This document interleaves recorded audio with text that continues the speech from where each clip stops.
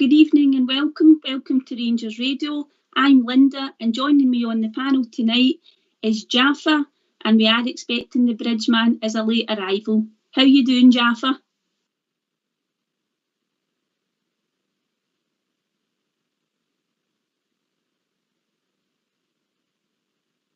You there, Jaffa?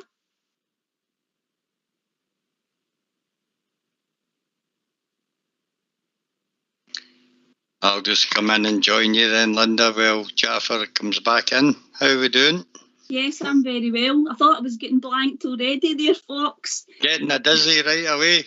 Getting a dizzy. It's been a while since I've had a dizzy, but never mind. I'll not take it too personally. Yeah, I'm doing very well. I'm looking forward to the show tonight. Some big news dropping from the club today about the full capacity going forward, obviously subject to sort of Glasgow City Council approval, etc. So I wonder how people will feel about that, and it's absolutely great news, isn't it? Oh, that's the thing. When that dropped through my inbox today, that I can sit in my own seat for the Malmo game, I was overjoyed, mate. And I think there'll be loads and loads of people out there with thoughts on how good it'll be to be back sitting in their own seat at Ibrox. Absolutely, Fox. And obviously in Tuesday's game, they had about 4,500 in the stadium. And I mean, to give them their due, they did create a wee bit of noise, but these Malmo players won't really know what hit them come Tuesday night, eh? Oh, it'll be a deafening noise at Ibrox on Tuesday night. I think all the fans will be right behind the team. Stephen Gerrard's asked them to back them, and I think we'll all oblige without any danger whatsoever. You wonder if Stephen Gerrard had a wee bit of a premonition there, calling for the Ibrox crowd, and then we've got the announcements, obviously, about the full capacity. But it'll be absolutely wonderful to see everybody back. And I don't know if you saw anything in social media today, Fox. People were posting all their sort of memories from European nights at Ibrox, all the sort of big displays that the fans used to do when we went in to the stadium. I think the Union Bears organised quite a lot. So it's going to be wonderful to see all that sort of stuff again. Oh, without a doubt. I mean, if we can get the atmosphere at the Parma game, that would do me lovely. Absolutely. That was a great night. Anyway, I think we've actually been joined by Jaffa now. Hi folks, good evening. Hi Linda, how are you doing? Yeah, I'm very well. Yourself? I'm great, thanks. Good to be on with you. Good stuff. So we were just talking about the announcement today, Jaffa, that we're going to have the full stadium hopefully going forward, and the fans are going to be back in, and it's going to be absolutely wonderful to see that, isn't it? A wee bit of a step towards normality, I think. Yeah, that also, Linda, but obviously I think more importantly, I think just getting a full Ibrox back is going to be so special for not just us as fans, but the players as well are going to relish it. And I think what a game to be back for next Tuesday night. Oh, it's going to be absolutely brilliant. And I agree with Fox completely. Give me the Parma game or give me the Marseille game. That would do for me. Yeah, and obviously we're kind of moving on from the Malmo game on Tuesday. We've got a big game to start building up to at the weekend, but you've not been on, and nor have I this week since the actual result. So what's your thoughts in the game from Tuesday night then, Jaffa? Yeah, I watched the full match, Linda. I thought, I'm going to be honest with you, I thought we were the better team marginally, I have to say, in the first half. I was pretty comfortable going into the second half, and then we got caught, didn't we? We got caught with Lundstrom get caught at the back post in the first goal, and then Tav, I'm sorry to say, gave away a shocker of a pass in the middle of the park, and we got punished. I mean, it was a bit of a catalogue of errors, the second goal, and that put the heads down for a while, but give the team credit, and a lot of credit. They came roaring back, and we got that goal right in the last kick of the ball, which is going to be, that changes the game, and they know it changes the game. I thought we were a wee bit short, Linda, I'm not going to lie. I thought we got a bit lost up front. I thought the back end and the middle just didn't look like it normally looks to me. I think there was too much defence going on in the middle of the park. Yeah. So it'll be good to see, as the manager said, there's going to be 2 or 3 different faces as of the lineup next week. I think if we got Aribo in there, I would love to see Aribo, and then I would like him to see Sakala up front if he plays Aribo, and bringing on Alfie with 25 minutes or 30 minutes to go. I think you could see their players at the end, that when the ball went into the net from Stephen's shot, you could see how deflated they were. And we're not obviously going to take anything for granted, but you're sitting, and I know that the away goals don't count double anymore, but you could actually see their energy sapping out of them. Yeah. And they were absolutely gutted that they had obviously conceded that late goal, as we would be if it had been reversed. And I mean, it was the 95th minute, wasn't it? Yeah. Do you think that's a psychological thing that they might carry into Tuesday, or do you think they'll probably just park that and it's a kind of a fresh game and it's a fresh challenge for them coming over to our stadium next week? Well, listen, look, I think the murmurings before the first game, Linda, was they saw us as the favourites, so they see us as a bigger scalp, don't they? And we're a much bigger club than what Malmo are, globally and everything else. That goes for nothing, of course, on the park. They clearly have some decent players. They've got a couple of tidy, really look, good-looking players. I did like the boy in the middle of the park, Christensen. He was pulling all the strings. I just felt our midfield was our weakest part of the game on Tuesday night, and I don't think it was, to use the manager's words, I don't think it was the best version that we're normally used to seeing. We had Davis in there who had done his job. We had Lundstrom on one side and Arfield on the other, and I just felt they were all a bit samey, if that's a fair thing to say. We didn't have enough. We didn't have enough creativity in there. Aribo or even Hadji on one side, or both of them, I think would have pushed us up the park another 10 yards. And I also happen to think that Big Itten didn't have as bad a game as I read in some quarters that some journalists and various other people said. I thought the big lad we weren't getting close enough to him. We weren't getting there quick enough to support him, in my humble opinion. Yeah, I think with Itten sometimes he gets a bit of a raw deal because he hasn't actually started that many games. He's been more, as a more of an impact player, I think, coming off the bench. So him getting his start, I think we were all desperate for him to do well. The way I saw it with him, I think you're right, he probably does play better with somebody more close to him up front. He won a lot of challenges, he drew a lot of fouls, but he maybe just took the wrong option at times when he was on the ball.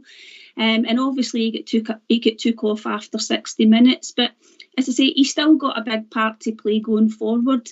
You mentioned the midfield there, and I don't know if you saw today, there's been quite a lot of rumours going about the Glenn Kamara contract again. How big a miss was he on Tuesday, Jaffa?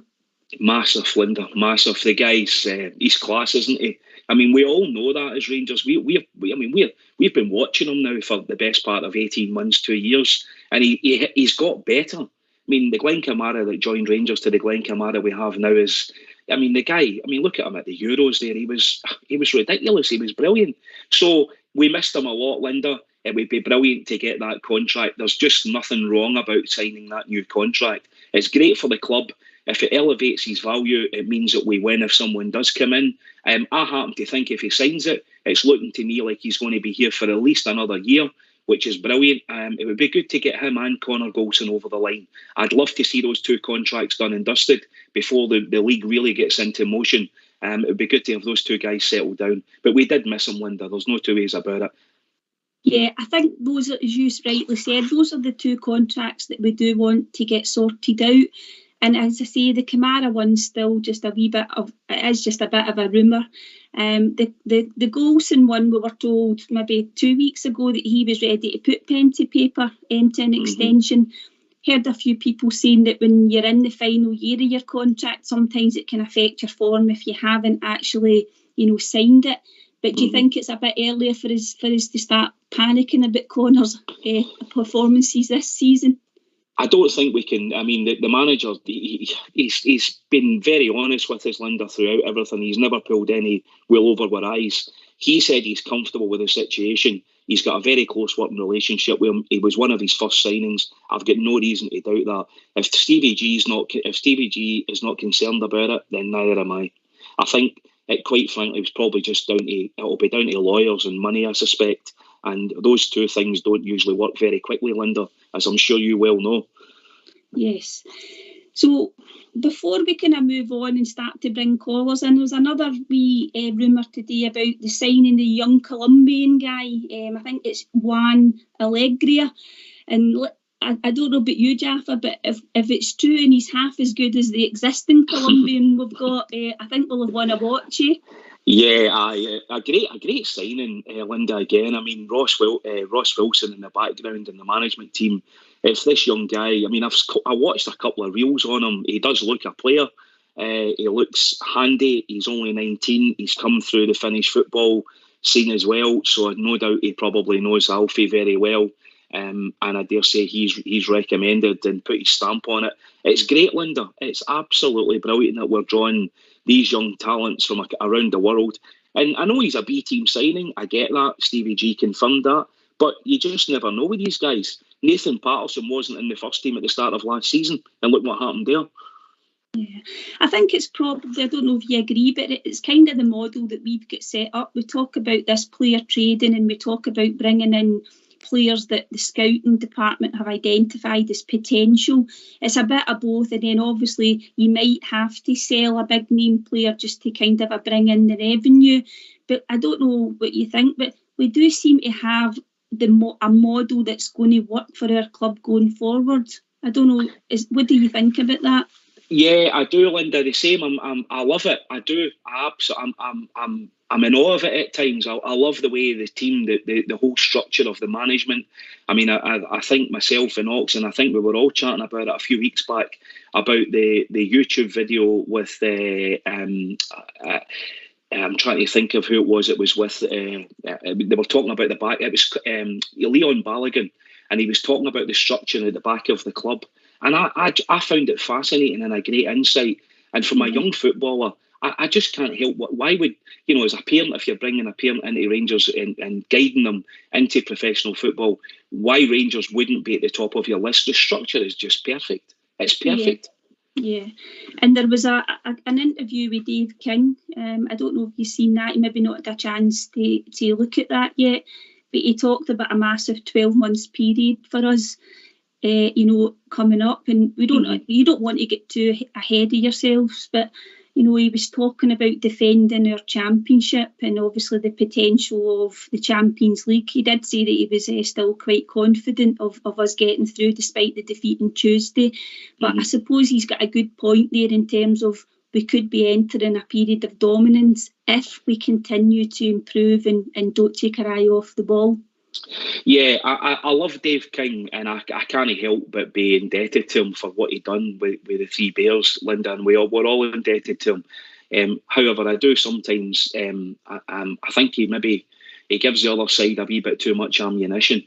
I like what he says. He does shoot for the hip. It's we do need that within our club. I would like us to go through a period of dominance, but I'm not. I'm confident. But I'm not sure we want to be shouting about that from the rooftops just at this stage. Yeah, I would agree. I think it's just one step at a time, whereas the Bridgeman would say one game at a time.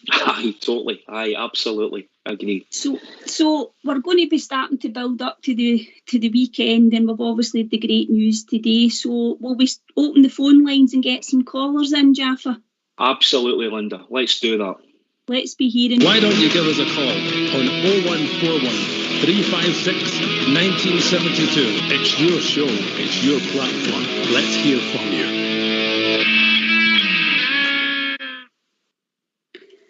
So a big game ahead of us on Saturday, and do you think after the the defeat and the kind of a disappointment from Tuesday that the game takes on even more significance on Saturday because it's a bit bouncing back from a defeat, Jaffa? Yeah, it does, Linda. And I mean, the position that we've been in, being undefeated for such a long time in the league, I don't think the players will be wanting to. I know it's only the second game of the season, but we don't want to be going into that game and coming away from Tannadice with another problem in our hands, and then going, and that bounces on then into Tuesday, doesn't it? And we all know about momentum and getting momentum, and getting momentum early in the season is critical. I would really like. I mean, we've got a stronger team out on Saturday against Dundee United. I suspect some of the big guys will be back. Roof will be back. I suspect Kamara will be back. So it would be good to see more of the Rangers that we become accustomed to. And I think Gerrard will have one eye on Tuesday night as well, Linda. Yeah, I agree with that, and I think it is going to be a bit of balance, isn't it? We've got the domestic front, we've obviously got Europe, we've got the League Cup match coming up, so we'll see how all this sort of pans out. So we've been joined by Ulster Bear. Hi, Ulster. Hello, Linda. Hi, Jaffa. How are you? How you doing, Ulster? Good to talk to you, pal. I'm doing very well, guys. I hope you're all keeping well. Yeah, what's on your mind, Ulster? What about the news today about the full capacity? How are you feeling about that?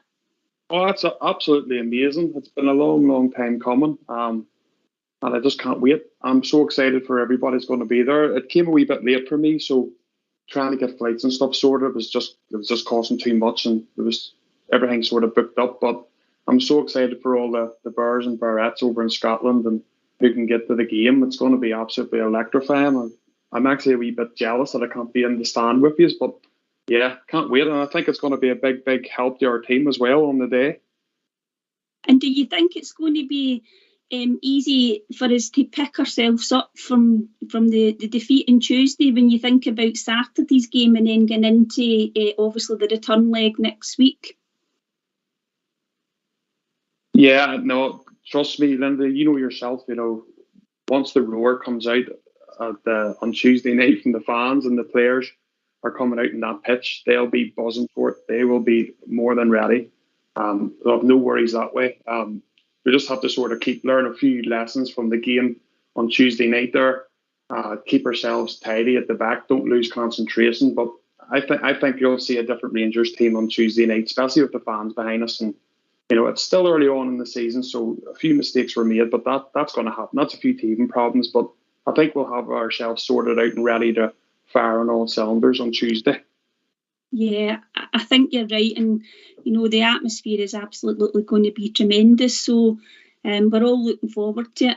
We've been joined by Bridgeman. Hi, Bridge.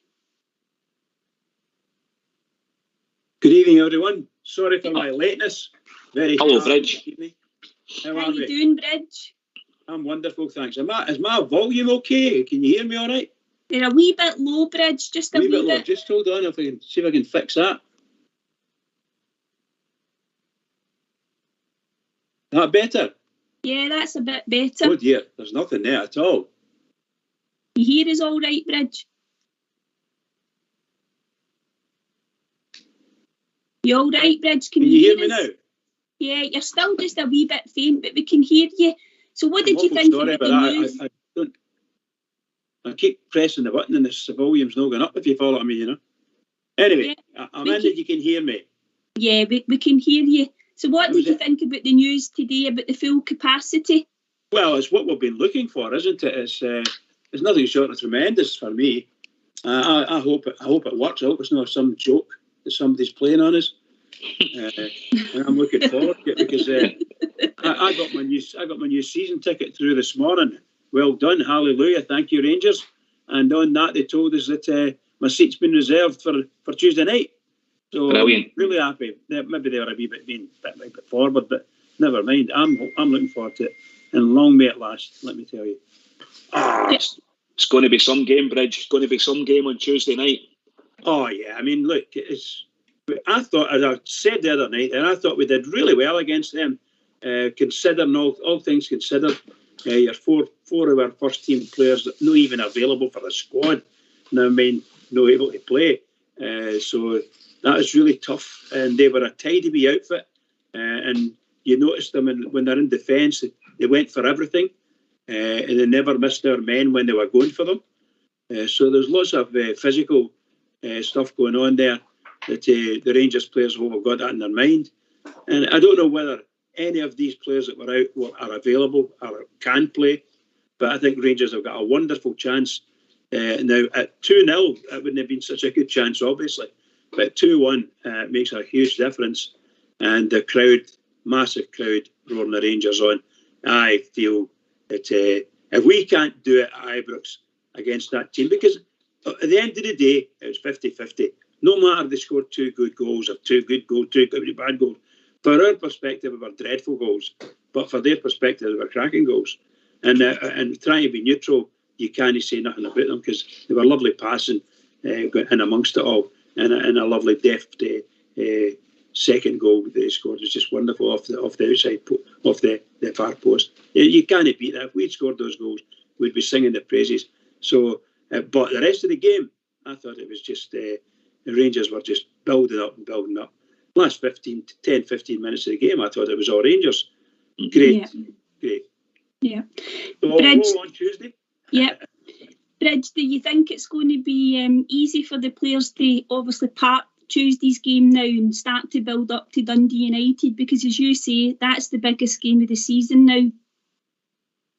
Yeah, well, we know. But the trouble is that as Rangers supporters, we all know the league's a huge thing for us. And we have to take every game as it comes. And Dundee United game, for me, is the biggest game of the season. But in our hearts and heads, we're seeing Tuesday night. But we can't be doing that, really. We have to concentrate on the one game. We can't concentrate on two. So the manager's got to have a really good, strong team out against Dundee United and get 3 points out of them. If we can do that, then you're looking forward to Tuesday night in a huge manner. If we lose at the weekend, it's not going to mean anything to us. It's really, it's just, we're going to have a disaster for us, in my opinion. It's only my opinion. One game at a time, Jaffa, eh? Yeah, absolutely. And Bridge is 100% correct. One game at a time, and a week up to Tannadice. We've got, as I said, we'll have Kamara back, we'll have Roof back. Whether Alfie, I don't know what the state of play is. Linda, I'm not 100% sure whether he's back at Auchenhowie or whether he's still down at the airport car park. I don't know where he is. So it would be good to get Alfie back in and about Ibrox, and it would be good if we could, and I'm sure we would all agree, get him a good 30, maybe even a 45-minute stint on Saturday at Tannadice in the second half. If the game's already beyond Dundee United, it'd be good to get him out, stretch the pause, and that would put him in a place for contention for Tuesday night. Ulster, any thoughts on Alfie making an appearance on Saturday? No, I agree with Jaffa's point there. I think that's actually a very good point. I think if we can get ourselves in a good position there at the first half and maybe introduce him, maybe the 60 minutes or whatever, and get him in, because I know there'll be different Rangers fans that'll be wanting them in from the start, but I think we should just kick on with the team we sort of have at the minute and introduce Alfie more towards the end of the game. But we need him for Tuesday night. We know we've seen ourselves, like Big Eaton, don't get me wrong, I think he'll be a class player for us, but it just didn't work for him there on Tuesday. So we bit of pressure off him maybe if Morelos comes on, and yeah, that'd be good for all of us, I think. So I'm going to put you both on the spot. I'll go to Jaffa first. Jaffa, what's your team for Saturday if you're picking it? So McGregor in goal, although he may go with McLaughlin again, because he done that against Livingston and save Allen for Tuesday night. I don't know, Linda. Back four as you are. Tavernier, Golson, Hollander probably, and it would be good to see Borna again. And middle of the park, Davis, Kamara, and Aribo. Be good to get Aribo back from injury and get him 90 minutes or even 70 minutes under his belt. And up front, I would get Sakala back out again with Kent and Wright again, because I think Scott Wright, what a pace that young lad's got. He looked great on Tuesday night. He got right in behind him every time he got the ball. Is he somebody that's actually got even better in the last sort of since he joined us, and also all the way through pre-season? Is he one of the most improved players that you've seen so far this season? Yes, definitely. And he showed the signs of it last season. Then he drifted away a wee bit, but he looks like he's went away and he's done all his mid-season stuff. He's built himself up. It looks like he's got a bit of muscle up on his chest, and he looks pacey. He looks even faster, if that's possible, than he did last year. I mean, I don't know if you saw, it was maybe about 15 minutes to go, Linda, like you said about Malmo at the end of the game. They were maybe tiring a wee bit. But I don't know if you saw how he went by the guy over in the left-hand wing. He actually was about 4 yards in front of him with inside a second or two. It was remarkable. Yeah, was that the one he cut back for Sakala Yeah, and the aye. guy got the block? I thought that was quite unlucky for Sakala because he made a good connection, didn't he, Jaffa? But the Yeah. defender actually got a good block in. Yeah, I thought, I'll be honest, Linda, I thought some of our balls on Tuesday night were a wee bit wanting from the wings. We had a couple of great opportunities. We got big Itten got us a foul outside the box. Borna didn't have a good strike at it. Taff had a couple of strikes. We weren't getting the ball over the first man. That was in the first half, but I was still comfortable at that point. But anyway, we've chatted about that. I'm rambling away on a different track here. That sounds like a good team. Ulster, what about yourself? What's your team for Saturday? Well, that team's that good. It's the one I was going to pick. I love it, Ulster. Brilliant. Oh, Symmetry, mate. Symmetry. Yeah, but then it's like anything, you know, who has a clue? I don't think any of us know what the team could be because we've that much of a squad and with players coming back that were ineligible for the European game, so anything could happen. But I think Jaffa's team would be very, very close. You maybe see a change at the I don't know. You know, it's hard to tell. But if I was picking a team, I would just go for the team that Jaffa said. Actually, I think that's nail on the head for me. Yeah. I would agree with that too, most assuredly. What do you think, Bridge? Would you make any changes, or do you think that's good enough to win on Saturday? I think that's the team we should go with. I think it's good. Well, there's three of us have thought it's quite good, and I would imagine that yourself, Linda, would think that that's not a bad team. Yeah, and we should go and try it. Let's see how we get on, and obviously the manager will have the luxury of the four guys that we were speaking about who may be available, and maybe Ryan Jack might start to come into his thoughts. I don't mean for Sunday. For Saturday, whenever it is. But seriously, we have to think, where are we going to put? Is Ryan Jack going to be available? Can he be available? And when's it going to happen? The manager will be thinking all these things. And what would he have given for a Ryan Jack the other night there against that Malmo team? Because I thought we lacked at certain positions, and Ryan Jack would have been a standout. A fit Ryan Jack, of course. Somebody's fit. I think Ryan Jack's maybe still to get the all clear for full contact, Bridge. I think that's what I'm sure Stephen Gerrard said that, but I think you're right. It'll be almost like a new signing, Jaffa, if we get Ryan Jack back. Oh, it will be, Linda. It'll be great to see Jacko back. It really would be. I know he's working incredibly hard in the background. Got a wee bit of a contact there, so I do know he's champing at the bit. He's looking good.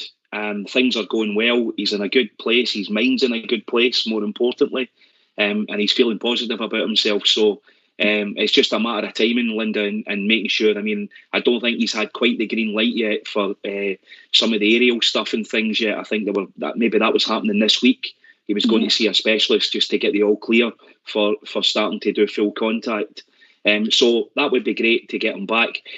Going back to the Malmo game, Linda, I don't know if you felt this yourself. I felt the Malmo game and the way that they set up, they played that 5-3-2, which kind of leaves them clogged at the back the way we are used to in Scotland. But they kind of flooded the front end, and we're not really used to playing against two guys up front. I thought Joe Aribo would have been brilliant in that formation. There was holes in their team that he could have danced his way through. Yeah, and he's bright, isn't he? And you know, he can turn in a sixpence, and sometimes you just need that wee bit of magic. And I know Ryan Kent did provide some moments of magic. He was having to come deeper for the ball, I thought, and we want him to get the ball probably further up the park. But yeah, Joe Aribo is he's an absolute diamond of a player, and let's hope that he's going to be fit for the coming matches. I hope so. Yeah, definitely. Ulster, do you think Ryan Jack will be quite desperate himself to get back in and start to play, you know, a lot more games? Because I think on the show we've talked about his lack of games over the last couple of seasons. Do you think he's going to want to, you know, to get himself back into the team and get his numbers up? Oh yeah, 100%. He'll be champing at the bit. He'll be desperate to get on that pitch because of all the successes, you know, of last season and Champions League, the potential of Champions League, you know, group stage football. He wants to be involved in all that. But like Jaffa said there, you know, we just have to be careful, you know, get him back at the right time. We just have to be careful of bringing him back too early. That's the problem that we would have, you know, in case he get another wee niggle again. So we just need to take our time with him, be a wee bit patient, and get him into the team when the time's right. If that takes a few weeks, few more months, then that's just what we need to do to make sure he's healthy towards the future, because you could bring him back too early and he could be injured again and you maybe would never see the guy playing again. So just have to be patient with him. And I suppose, Bridge, that's the reason why we've got a big squad, so we don't have to rush these players back when they're coming back from injury, and it's quite a strong position to be in. Oh, it's a great position for the manager, the number of people that we've got here available, and some of them are quite good players. From a league perspective, there's nothing other than Ryan Jack that we know of with an injury.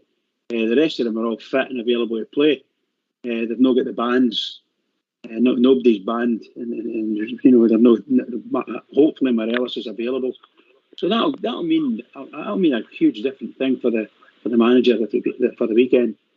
You might see an entirely different team, of course. The manager's like absolutely, Bridge. You just don't know, but however, I do hope, much like the guys were saying, somewhere along the line, I'm hoping that Morelos will get a wee turn and prove that he's still got it and he's a force to be reckoned with. And with that in mind, he could then be in the manager's mind for Tuesday, providing he's already been registered for Tuesday. I don't know whether he's been registered and available, but if he is, then go for it. That's what I would say. The story's flying about, Bridge, that he's been setting up jumbo jets down at that airport. He's been pulling them about.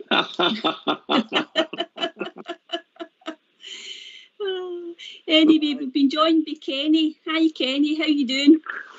Not bad, guys. How you all doing? All right? Yeah, we're very well. Hi, Kenny. What's on your mind, Kenny? Just going up over Tuesday nights. Unfortunate to see, Yeah. Analyse the game, watch all the games, obviously, Yeah. But to me, if we do qualify for the Champions League, and I hope we do, we still need, and Bridgeman, you've said this many a time over last season, to me we still need that dominating centre half. I think we're still short of a striker and another midfielder. Three players, three positions I still think we need in that team. Is there Lundstrom the other night there really pissed me right off with that, especially the second goal when he bumped his back on that ball. You remember the game a couple of years ago, Andy Halliday against Celtic? He put his whole body in front of it. He knew, to save that game, he won that game with nothing. I want to see that. He's not played for Sheffield, he's played for Rangers now, I want to see that commitment. I was not happy with the team. Gerrard said about Hollander, I didn't think Hollander was all really great in the game, actually. I thought he liked pace. I thought it was the second goal, he was a bit slow, you know what I mean? And Hollander, his lack of pace at times bothered me. Yeah. Kenny, is there anybody who's close to being that dominating midfielder that you're looking for? Is there anybody that's maybe sort of just 10 to 20% away from that? Or do you think that we just don't have that player that you're talking about? Well, it's early days, Linda, but Lundstrom, I'll give the guy the benefit of the doubt, but he's not playing for, I think it was Zolberg said that, he took the words out of my mouth, he's played for Rangers now, he's not playing for Sheffield, I want to see a bit more commitment to the guy. You don't turn you're playing for Glasgow Rangers, you don't shirk away for a ball coming, you put everything behind that, you take one for the team. He didn't, and that annoyed me. Me and my daughter watched, thinking, I said it right away, look, you couldn't believe it was actually happening in the game, in these few horrible moments. And Albert picked up on it, listened to the show after the game. Things like that, I still maintain. And Tavernier, his performance on it, I thought was absolutely dreadful, actually, to tell you the truth. And if it doesn't get any better in the next couple of games, well, we've got a young guy ready to come in, Nathan Patterson. I thought it was shocking, Tavernier the other night. Rangers play well. I'm the first one to praise them, but I thought overall very few players that could get past Marks in that game. Jaffa, your thoughts? Sorry, Kenny. Jaffa, your thoughts? I thought we controlled the first half very well, Kenny. I didn't think they were. I thought we were moderately in front with possession and where we were up the park with the probably clearest of the chances. Yeah, I couldn't agree. I can't disagree with you. The first goal, where Lundstrom gets caught at the back post, and the guy gets the half volley on him. They switched the play from left to right pretty quickly, and then they moved the ball to the other side again. Lundstrom get caught at that one. I totally agree with you on that. Tavernier, the second one, he's got that in his locker. We've seen it before. He's done that before. I don't know whether his head goes as the captain or whether he's overthinking too much. I don't know. I'm not in Tav's head. I didn't think he had as bad a game as what you're saying, Kenny. I thought going forward, Tav, as we know, that's his best quality. He's brilliant going forward, and he was a great outball all the time. And then a lot of where the goal came from, if you watch the replays, and I'm sure you have, it was Tav who pinged the ball in a couple of times. When it went over to the left-hand side, then it come back over, then he got it back in the box. And in actual fact, the wee header that he knocked out the box to Stephen Davis, or he attacked the ball in the middle of the box, he was in there almost playing centre forward. It's just one of them, Kenny. We weren't good enough on the night, mate. We lost 2 stupid goals. I don't think it was any worse. There was sorry, Jaffa, there was other the second during that 10-15 minute spell to start that second half. There was one point in the game. Goldstein appeared to be playing right back. I'm like, it's Tavernier. He was right out. And Goldstein actually looked really leggy. That's the only word I could use. Leggy. He's playing in the right back position, facing the guy coming in the left wing. I don't know the names, not the rest of it. I'm watching the game. There's Tavernier. You know what I mean? It seemed to be, you know what I mean? It was, everything was getting mixed up. Horrible spell in that game for us, you know. The second goal, I mean, that was Tavernier the ball the other night. And Goldstein at times as well, man. I mean, the two of them, to me, are absolute nightmares. Gerard plays sort of Hollander. I didn't think Hollander was over great. He seems to get caught at times in the right side of players. He lacks that bit of pace. We all know he was going at. I've seen it. Well, I can't even remember the first second goal, whatever, maybe the first one. He wasn't strong enough, you know. And then you've got Inton up front, who, incidentally, I don't think will make the grade at Rangers. I think he's cumbersome. He can hold the ball up, all right. If he gets the break of the water, he always seems to get caught with a defender, you know. And I've fought this for a long time with the guy. All right, it's not a lot of game time, but first impressions go a long way with me. His team selection on it, I think he should have started with Sakala with that bit of pace up front. You know, I think he got it totally wrong. Okay.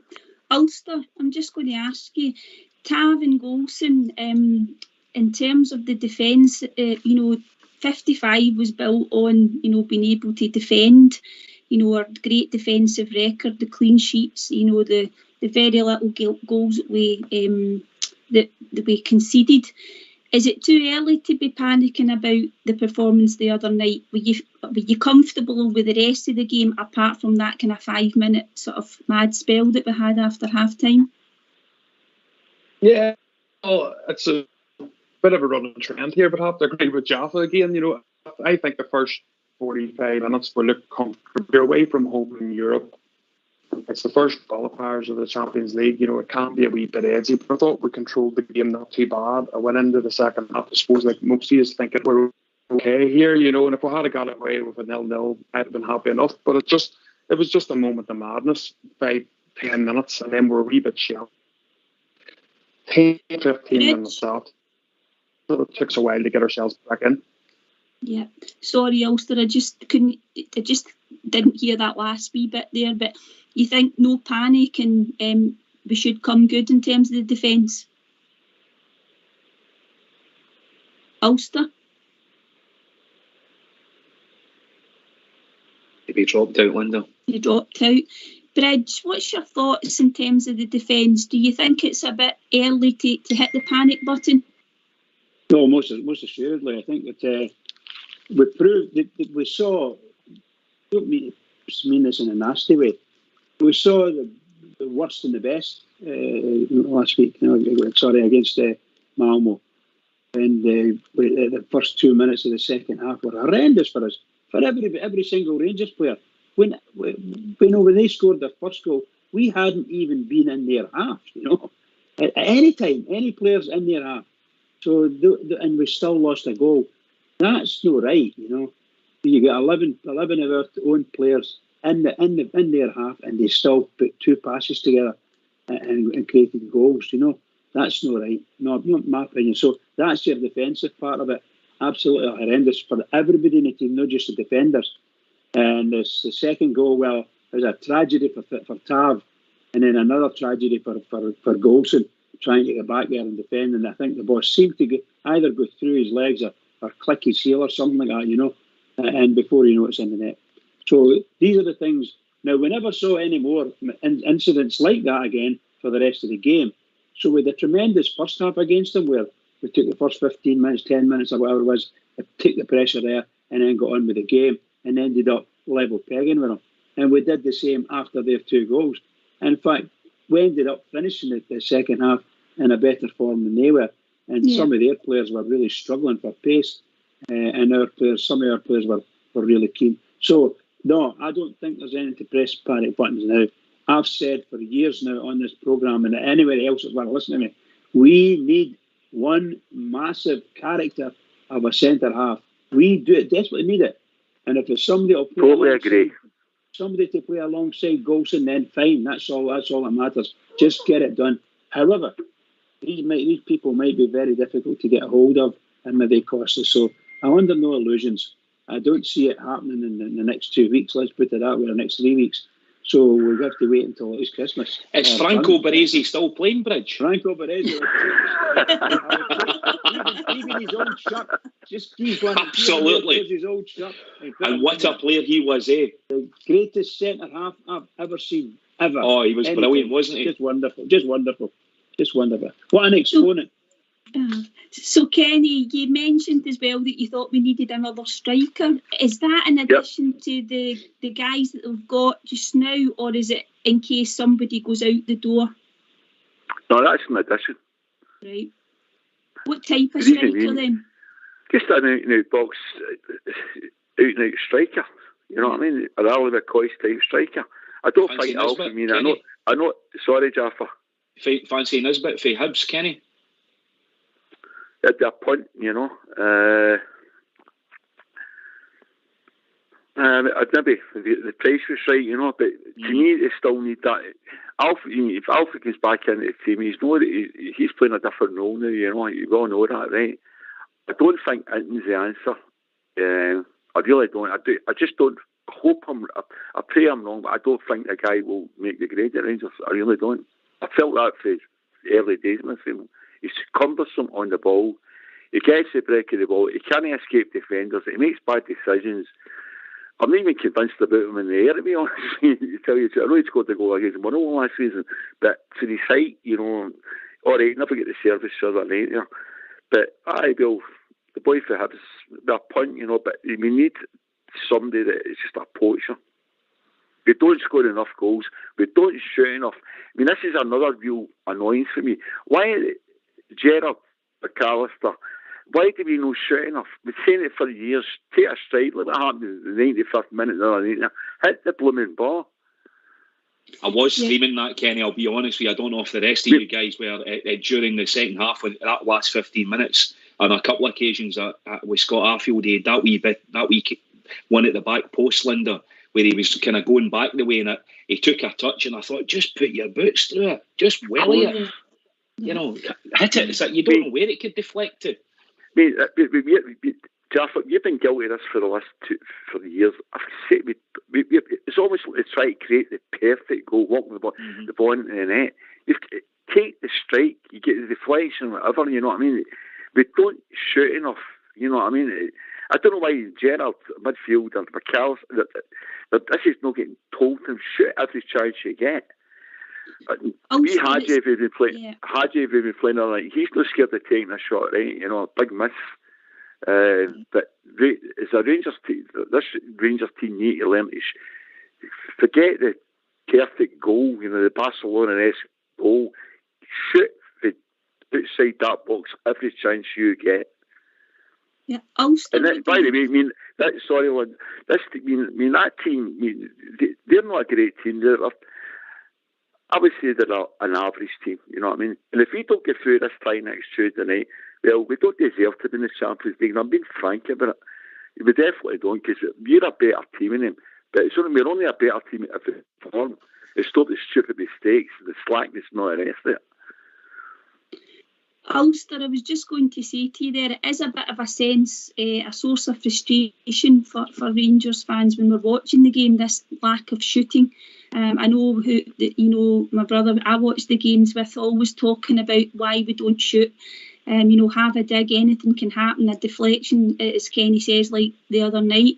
Do you think it's something that they practice and it's just when they get into the game they don't seem to want to do it?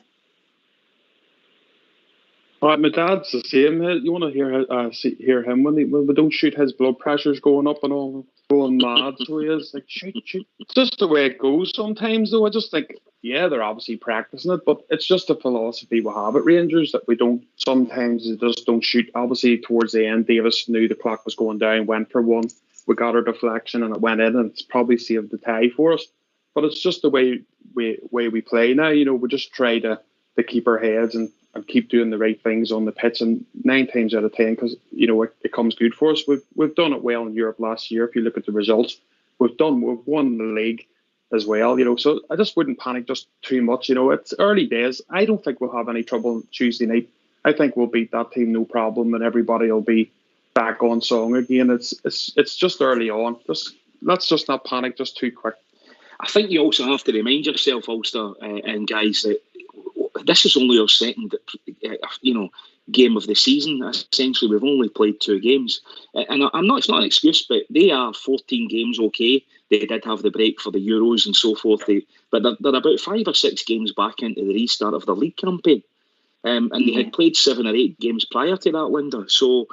That their fitness levels their match sharpness will be better than what ours was as it stands. But Dundee United on Saturday, then Tuesday night, that's us at 4 games. We're then starting to, the motors are starting to move and the legs are starting to open up and the muscles are starting to loosen off. Like Ulster, I think we've got a great chance on Tuesday night. I think we'll do them. So we've been joined by somebody who's going to lighten the mood and tell us what he's had for his dinner. We've been joined by Rudy. Yes. Linda, how are you? Hi, Bridgeman, Jaffa. How are you doing, Rudy? I am good, thanks, Jaffa. Linda, are you feeling good, Rudy? Hey, Rudy. Good. All right, Rudy. I'm on my selenite, Linda. So she's done a run. She's done a run and left me. She's done a run and left me. So I've ended up with a spicy meat feast pizza. I thought you were going to say it was a steak pie and a mince round, Rudy. It was a mince round, the whole thing. But Rudy, did you make the pizza or did you buy it from somewhere? I think Mr. Asda might have provided it. Aye. Linda, it was nice. It was really nice. How are you doing, Rudy? I'm good. I'm good, Linda. Linda, can I say once again, I think I might have said this to you before, but it's nice to hear somebody that knows what they're talking about on this show for a change, you know what I mean? I don't know about that, Rudy. We'll wait and see. The jury's out. So, Rudy, have you been on old romantic Rudy? What was that, Linda? So, Rudy, have you given your views on the Malmo? Because we're trying to move on from that, and we obviously had some big news today about the full capacity going forward, and it's just been an explosion of joy on social media, all the Rangers fans. So what's your views? Well, the Malmo thing, we say it sort of after the game, Linda, but just quickly to put it into perspective for me, I sat and watched the game again. I always think when you watch it a second time, you know the result, so you sit and watch it a second time, and you watch it with a wee bit sort of camera eye, camera head and stuff, and I sat and watched that, and as well as we didn't play that great, Linda, I don't think there's anything to worry with them, because I didn't actually see, apart from that crazy 2 minutes after half time, 2-3 minutes, I never actually saw anything from Malmo that worried me, to be perfectly honest. And I think Tuesday night with full Ibrox, as you're obviously going to move on to now, aren't you? With full Ibrox, 50,000 bears, singing for the stands. I'm pretty confident, Linda, we'll get a 2-0, 3-0 win on Tuesday night. So we've got a big game on Saturday, Rudy. Do you want to give us your team, and then I'll go to Kenny for his team as well? So fire away with your team, Rudy. Okay, McGregor, usual back 4, Goldson, Helander, Tav Barisic, midfield, Davis, Kamara, Davis, Kamara, and you know what? I'd like to see Aribo getting back and getting some football, so I think I'd play Aribo in the midfield as well. Up front, I think Kent for definite. Probably Scott Wright. I was quite impressed with Scott Wright the other night. I think it took him a wee bit to get into the game, but then I thought he was really good once he did get into the game. So yeah, I'd start with Scott Wright again. I'd start with the same front three at Tannadice that we started with against Real Madrid. You know, Sakala, Kent, and Scott Wright. Obviously, you're going to have to get Alfie involved again at some point, especially if we need him on Tuesday night. We really do need him on Tuesday night, you know. So you're going to have to get Alfie some game time. But I don't think I'd start with him on Saturday. I'd start with Sakala up front. That sounds a good team, Kenny. What about yourself? Not much difference for me. A couple of changes, maybe, you know. The same back 4-5. McGregor, Goldstein, Hollander, Barisic, Tavernier. Midfield would come a change. It would be Kamara, Davis, but we stick with Lundstrom. We'd put Wright on the bench. If Aribo's fit, I'd put Aribo and Kent and Fashion up front. Does anybody get Aribo back in? Yeah. What about Roof? Does anybody see Roof getting a game at the weekend? I think it will. Sorry, guys. I'm just going to say, oh, okay. Sorry. Sorry, Rudy. I was just going. I think in view of him being banned for Tuesday night, Linda, I think it would be probably more. I think it'd be better to have Sakala get another 90 minutes under his belt, or at least 70 minutes, and getting Alfie on it. If Alfie's fit enough, as I said, none of us know. That's the dark arts of what's going on at Auchenhowie. If he's back at Auchenhowie and he's back training, as I said, it'd be good to get him on for a good 25-30 minutes. Get him out, stretch the legs, and get him back into the swing of things. It doesn't take a lot to get into the swing of things. That's one good thing about Morelos. He's no one of these guys that needs 6 or 8 games to get under his belt. He just goes out and does it, doesn't he? He just goes out and causes havoc. Yeah. Rudy? Just like Jaffa, I was just going to say what Jaffa said there, Linda. I think, start with Sakala. You know, there's more chance of him playing on Tuesday night, I think. But I'd definitely like to see Alfie get a bit of time in the park as well. I don't really see any point in starting with Roof at the weekend because we're looking for a match sharpness. Roof's not going to play on Tuesday night, Linda, so what's the point, in starting him from... maybe bring him on with, if the game's done with, maybe bring him on with about 20 minutes to go or something like that at the weekend, just for the sake of getting him a wee run out. But I think you've got to start with Sakala, you've got to have Alfie on the bench, hopefully, raring to go, and then bring Alfie on, as Jaffa was saying, for a good 30, maybe second half, depending on the score is at half time, Ulster, any thoughts? No, I just have to agree with everybody there, but I guarantee it, none of us have put Roof in our first team, and I guarantee he's the one that does start on Saturday. Absolutely. Ulster, you're spot on, mate. Just as you said that, I thought he'll end up putting him up front. He will start. I would say if he is going to play him, I think he'll still play Sakala, but I think if he was to play Roof, maybe it could be expensive, either Kent or Wright, just because they'll be doing a lot of running on Tuesday night. Yeah, but it wouldn't surprise me. He'll end up playing and we'll all be looking stupid. But sure, that's football. I mean, here's another thing, sorry, Wanda. To me, Aribo is better up front. He's not a midfielder. That's why I would go with keep Lundstrom in that midfield along with Davis and Kamara on Saturday. Keep playing Lundstrom, see if he can get the legs. Put Aribo. Aribo is better coming up front in the front three. Number 10, Kenny. Yeah, Bridge, any thoughts on Aribo? Do you think he's better up front than he is in the midfield? Well, I think, based on the way we're speaking there, I think Aribo is going to get a start because we have to get 3 points for the league. No matter what happens, the number one task is to get 3 points at the weekend. I can't remember whether it's Friday, Saturday or Sunday we're playing. I don't think it's Sunday. So it's either Friday or Saturday. And I think we've got to win that game. No joking aside, I would imagine that Roof will play. I would imagine that Aribo would play. So we're needing quality players in who Aribo needs a bit of time as well. He needs to play. And at some point, we need to be trying to get Morelos back on the park again. And we need to come away with 3 points, no matter what happens. So the team that's been brought out is all about the consistency of the team in defence. Get the defence in and get them playing properly the way we know they can. And they need support for that, and they need a lot of support from the midfield. And Aribo was really good at supporting in the midfield, for sure. I don't know if Lundstrom, but guys have said it, I don't know if Lundstrom is going to be the answer at this early stage. But I think he's a fantastic player. All he needs, listen to me, all he needs to do is get match fit, physically fit and match fit. That might take another month. I don't know. Maybe they're okay after that long game. They might be bang on form again. I don't know. Well, only way we'll see it is when they play football. And we need our team, Glasgow Rangers, need to come out and play against Dundee United and win. So, whatever magic Mr. Gerrard is to conjure up, let's do it. Come on.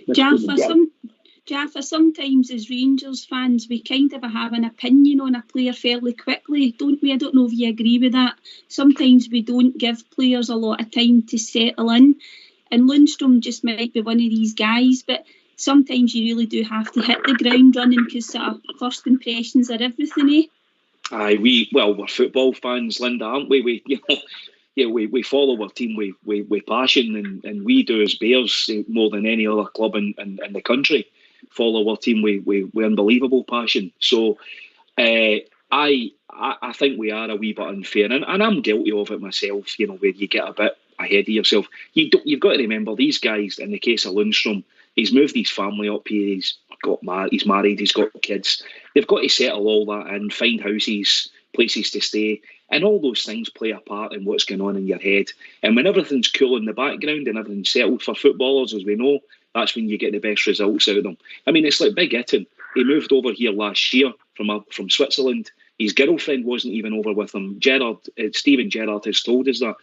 So I hate doing that. I hate calling our manager by his surname. Steven Gerrard has told us on a couple of occasions that it took the big fella a bit of time to settle in. He was sitting in a hotel room, basically with nobody else. And obviously during COVID, Linda, all of that's been escalated and it's been exaggerated even more. For all of us, we've all had a tough time. But the great thing now is, as Rangers fans, we're all back to Ibrox, which is just out of this world. Absolutely, Jaffa, spot on. So, guys, we're going to be just heading to the tune just in a minute or so, but just a wee shout out to Robert Weatherall. You probably heard him on the show last night. He came on and he gave us his thoughts on my Rangers, as he likes to say. He told us he was getting his surgery today, so Robert said that he's doing well. He's out of surgery and he's feeling okay. So, brilliant. On behalf of everybody at Rangers Radio, great news. And Robert, we wish you all the best, and hopefully we'll hear you on the show again soon. But that's brilliant news. So get yourself on. Good well done, Robert. Yeah, well done, Robert. Follow, pal. There you go. So get yourselves on mute, and here's the tune.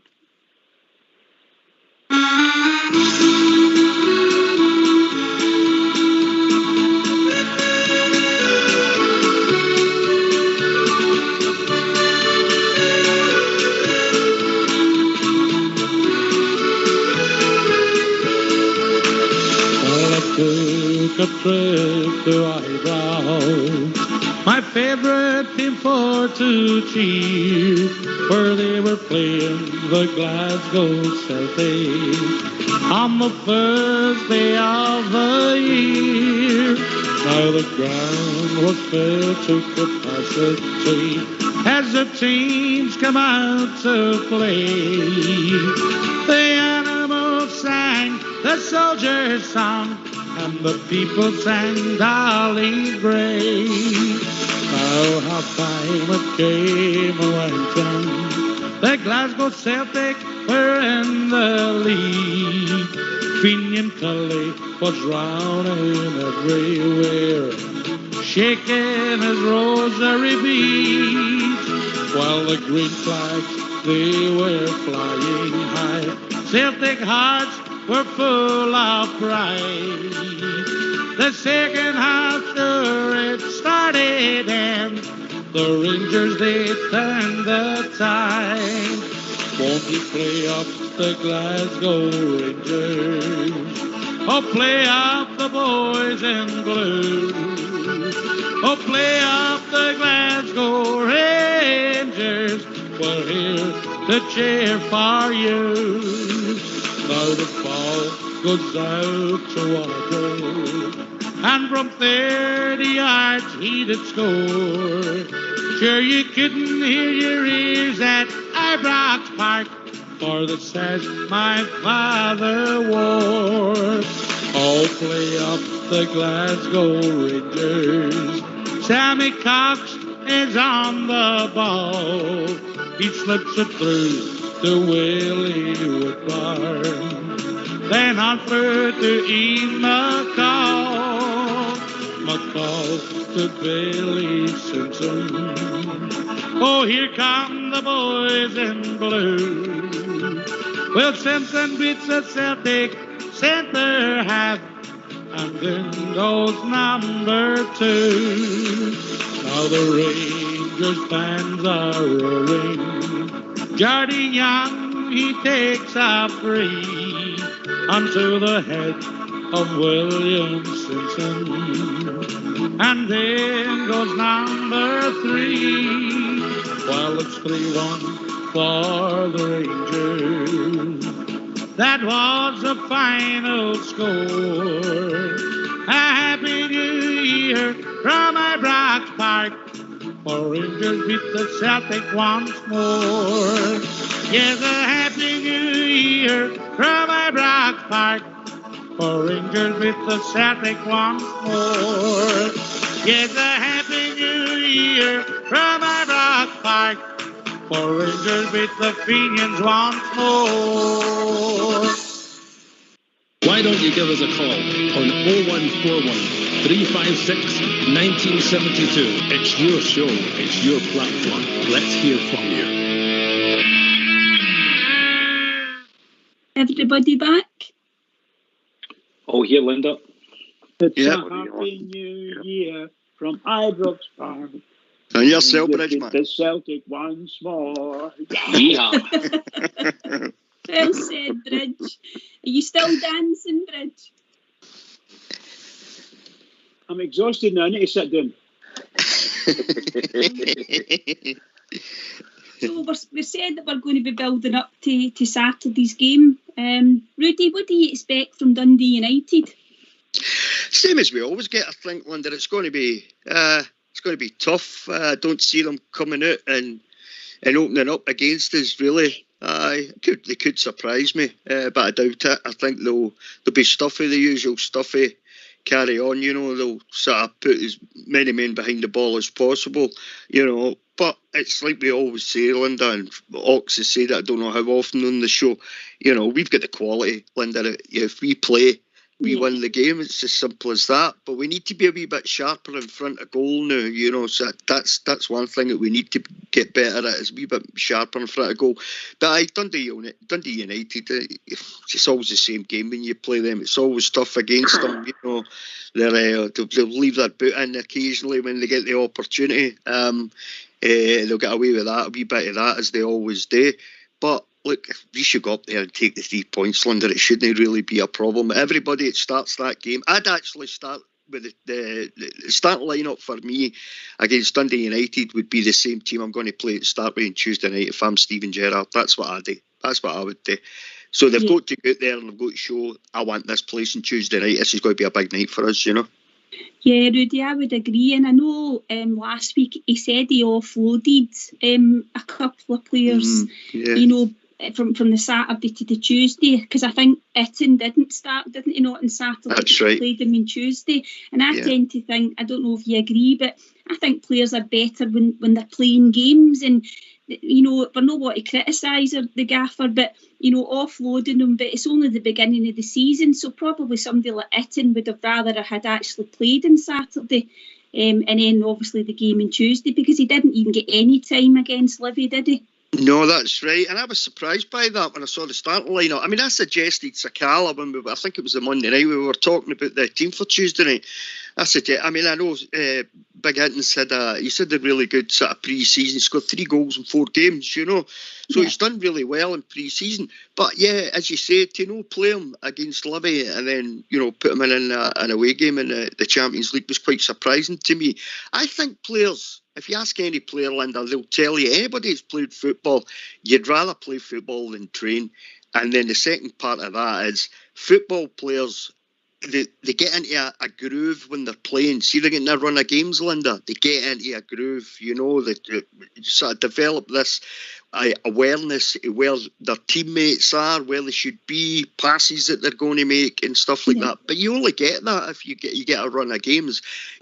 Bringing a player on for one game, playing them maybe, for the 90 minutes, then the next game you might drop him, next game you might give him 45 minutes. It breaks that up for a player, I think, So that's why I would start with the team I'm going to start with on Tuesday night, whether it be Itten or whether it be Sakala. The team I would start with the team that I'm going to start with on Tuesday night against Dundee United. Kenny, your thoughts? Well, I'll tell you this, most disagree much with what Rudy said there, actually, to tell you the truth, I'd love to see Alfie, but I don't think that's going to happen, That's why we go with Sakala up front on Saturday. I'm not a great believer in, I've seen a lot in my life, I'm 60 years of age, you know what I mean?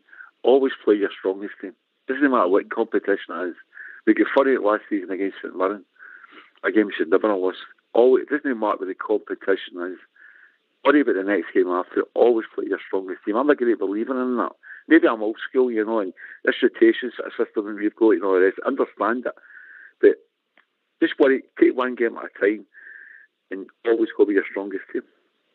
Jaffa, strongest team always for you? Always. Yeah, yep. Obviously, circumstances sometimes, come into play, and I know what the guys are saying. I absolutely wouldn't. I wouldn't hold back. Like Rudy said, the team that goes out on Saturday against Dundee United should be the team that's going to start on Tuesday night. Provided we've not got any injuries, we definitely need a Rebo. If Rebo's fit, we need a Rebo back to get 60, 80 minutes into his legs, and it would be good, as Kenny said, to get Alfie back. I mean, Dundee United, I'd seen the game. I watched the game live against Aberdeen last week when they played. I wasn't impressed with them at all. And they played a 3-5-2-A type of system. I don't think they'll play that against us. I don't think they'll play 3 at the back against us. Not when we play 4-3-3. So the team that played against Aberdeen, I suspect it'll be like we're used to a lot of the times. It's going to be 5 at the back and as many as another 22 in the middle of the park, as many as you can get on the park. That's what it looks like most teams do against us, isn't it? I know. Ulster, do you think there's any chance that any teams will come out and play a wee bit more against us, or do you think it's going to be the old proverbial 10 men behind the ball? Yeah, that'll definitely be the 10 man behind the ball, But I do expect Dundee United to be a tougher test than what they were last season. It was their first season back, but so a lot of those young players have the experience now of last season being in the top league, and I think they've added a few players as well. But we'll see how they go. That's not my dog, by the way. I don't know. No, it's mine. Somebody's dog. What is it? You chasing it? What's the dog? That thing. What's the dog got to say? It's a bit like Rudy needs fair. It started. She was singing "It's Old and It's Beautiful." I don't know if you heard that out loud. We didn't hear it, but if you can get her to sing, that would be a new addition to the show. People were saying it was Port Bear.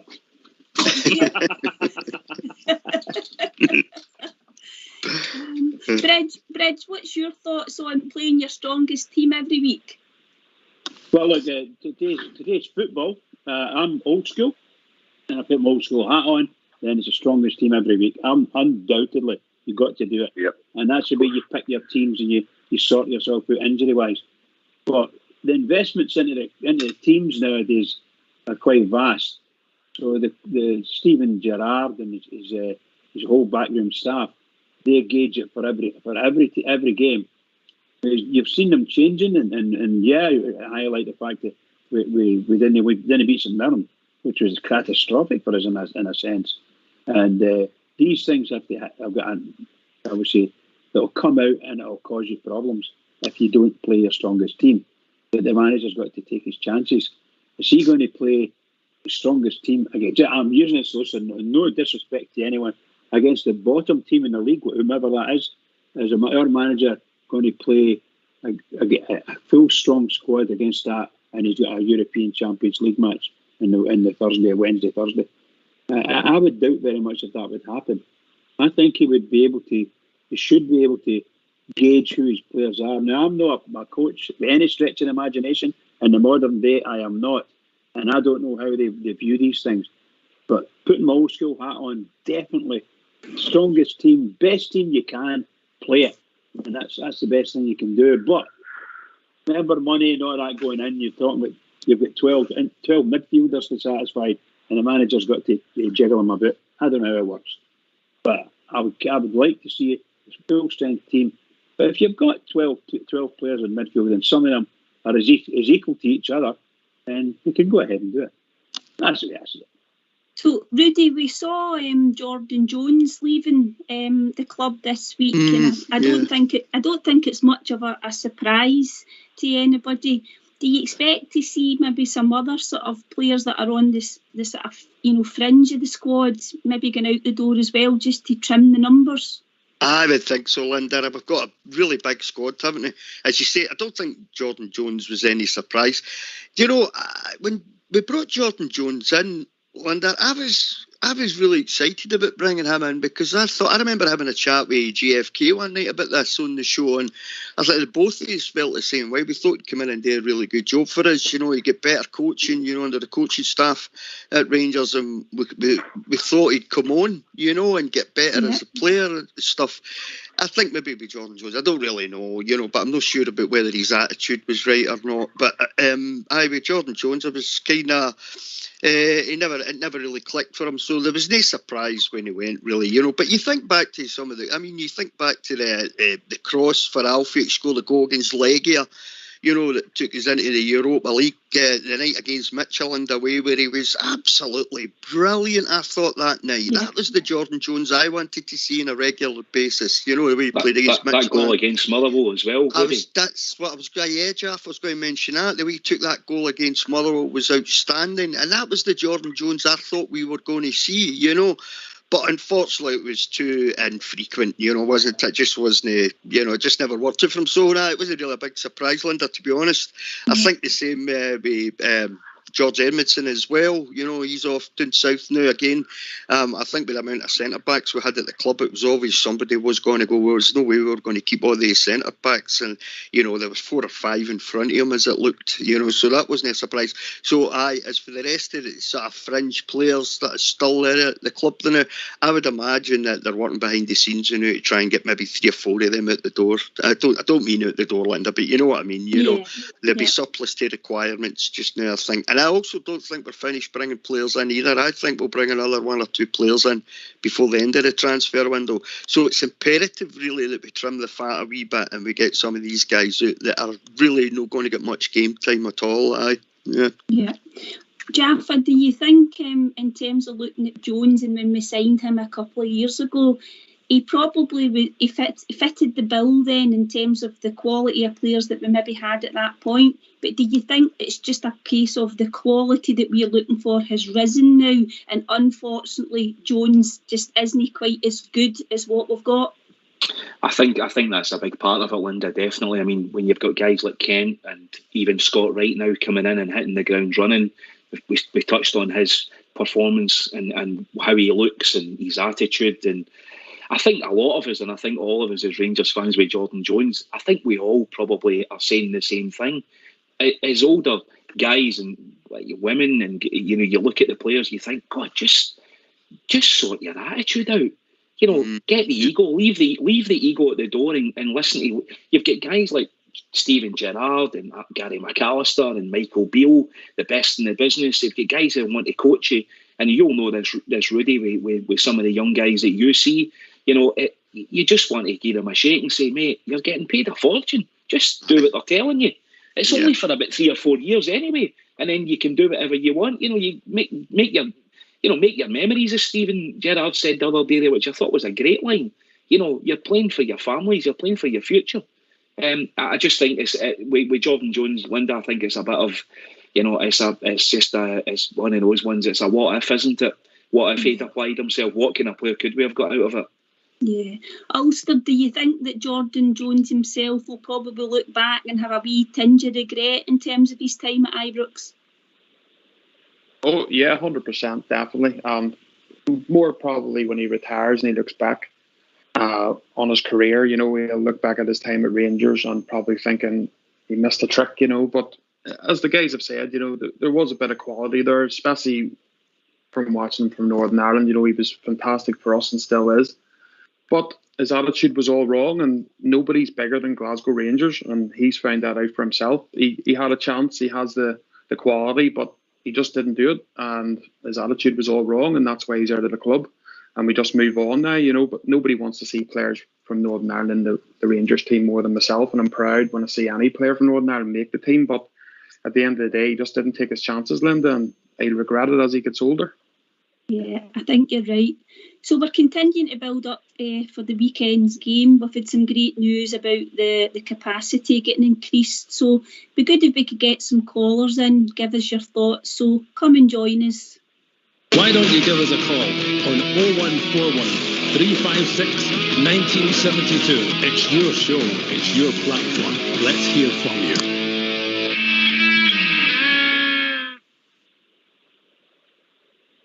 So, Bridge, what's your thoughts about Saturday's game? Are you just thinking that we'll park the Tuesday result and the team are going to be, sort of totally focused for Saturday and 3 points is a must? Well, that old adage I keep coming up with, it's the biggest game of the season. The next game is always the biggest game of the season. We're being positive. We've only played one league game and we've won it. And by 3 goals and haven't had a goal scored against us. And we need to do the same. And Saturday we need to go and beat them. To me, there's nothing more clear. Nothing more clear. So as far as I'm concerned, Rangers have to go and they have to win this game Saturday. And if that takes making sure that the players are focused, 100% focused on Saturday and no shred of anything to do with the Tuesday night, then that would be fantastic. And then Sunday morning or whenever he brings the players back, then he can switch back onto the European game. Because number one, it was a big disappointment for the team and the players. It was a huge disappointment because I think the players might have thought we might be able to do something here based on the way we've played in the Europa Cup over the last 3 seasons. They've been nothing short of tremendous. But I think they've got a wee shock that the Champions League football is not as slow or cumbersome as the Europa League. And I know it's no disrespect to anyone, but Champions League football is the top level of football that we can play at a club level. Tremendous stuff. We matched them all the way through, and with a wee 2-minute spell, maybe 3-minute spell in the second half, we were dreadful. Other than that, number one game, biggest game of the season, this Saturday. Go and do it. Kenny, do you think there's any chance that we'll take our eye off the ball and we'll be thinking about Tuesday, or do you think they're just going to be totally focused on the Dundee United game? I think I'll be totally focused on the Dundee United game after Tuesday night. They've got to win this game on Tuesday. Saturday to carry the momentum into next Tuesday. We need a win here. And this is not going to be an easy game. This is not a giving game up there. Traditionally, Tannadice has always been a hard place for us, And the history between the two clubs, the fans and everything else, the directors, there's a lot of history, bad blood between Rangers and Dundee United. It goes on to the players, their players. This is not going to be a giving game on Saturday. And I could see it quite a tight game, actually. Maybe a 2-1 win for us, something like that. It's not going to be a giving game. But we need that momentum to carry into next Tuesday. Yeah, Rudy, everybody will be wanting to be the first team to beat us as well, because we've obviously still got our unbeaten running in check in terms of the league. So that would be motivation for any team to try and be that first team to beat us. No, without a shadow of a doubt, Linda, that's exactly what they'll be thinking. And I would imagine almost every team we come up against will be thinking the same thing. As long as the unbeaten run goes on, somebody will be wanting to take the scalp. But they have to forget about Tuesday night. Just park that for the moment. That'll take care of itself. You know, Bridgman's right. Whenever they come back in Sunday or Monday morning, whenever it happens to be, concentrate on the game at the weekend at Tannadice. You know, Kenny's just said that traditionally Tannadice hasn't been an easy place to go, and he's right. You know, it never has been easy up at Tannadice. So you go up there, you deal with that, you forget about Tuesday night. Tuesday night's a huge game, Linda. Absolutely massive game.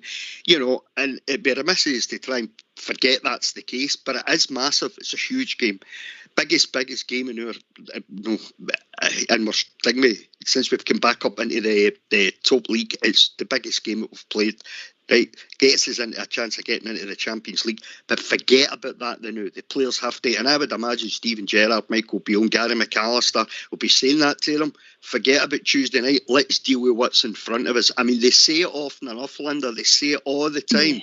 No matter where we're playing or what competition we're playing in, the next game, as Bridgman keeps saying, is the important one. That's the one we focus on. That's the one we concentrate on. I'll take a 3-0 win, by the way, just to let you know. By the way, see that game on Tuesday night? Sorry for interrupting. Do you know, next Tuesday night, see if we can throw that into the player thing. You know that you get 5 million just for getting it? Aye, it's a £5 million game, you're right, Kenny. £5 million game. That's unbelievable money for us. 5 million quid for one game of football. Yeah. It's quite frightening, guys, isn't it? The amount of money that that we could earn over this season. When you think about the Champions League, you don't want to get too far ahead of ourselves. And I don't know if anybody heard, Dave King did an interview over the last couple of days, and he was talking about the next 12 months and how it's very, very important. So I suppose, Jaffa, we don't want to get ahead of ourselves, but as the guys have said, it's one game at a time, but you can't help having your eye on this big prize, which we want so desperately, don't we? Yep, we do, Linda. And I heard the Dave King interview, and I know he was talking about the kind of revenue that could come into the club should we get through this year and then win the league. It guarantees us something in round about 70 to 80 million pounds, which is just crazy. Unbelievable. I mean, Rudy, that literally just sorts our club out from top to bottom. Absolutely. It just rectifies all the wrongs that have happened to us in the last 10 years, and it squares off. And it probably allows Steven Gerrard a transfer budget that we would only could have dreamed of probably 3 or 4 years ago. But as you say, Linda, it's hard, and I'm finding myself having to check myself, and only like the guys have said, let's concentrate in Dundee United. Charlie Mulgrew's playing at the centre back. I know he'll be there on Tuesday night with his season ticket to watch us. So it's great having one of our own to play against. He'll be up for it. Let's do the job on Saturday. Yeah, absolutely. So we've been joined by, we've got Port popped in, and he seems to have dropped out again. So he just wanted to send his team. It seems to be quite a habit that tonight, drop him in and then drop him back out again. I don't know who else would have done that at all. Jaff, I don't know if you can see that picture. Can you see that? So we can read it out. I bet he Hadji's in it anyway. I can't. No, hang on a wee minute. I'm a technophobe. I've got it here, so I'll read it out. He's got McGregor. He's got Tav, Goldson, Hollander and Bassey. Ooh. Davis, Lundstrom and Aribo, and he's got Wright, Fashion and Kent as the front three. So there's no place for Hadji in Port's team. That's a bit of a surprise, Ulster? Yeah, it is indeed, but I think probably Port's probably also thinking towards that wee tweak that Hadji got, so he obviously wasn't available the last game, so maybe he's thinking about that. But it just goes to the quality in their squad when you can keep the likes of Roof and Hadji out of your team and still be confident in the Saturday's game. That's credit to the management and staff of the quality of squad they've set up at Rangers. Kenny, any thoughts on Hadji? What do you think? He's done a bit more in terms of earning a starting place, or do you think he's still fighting for one of the starting places?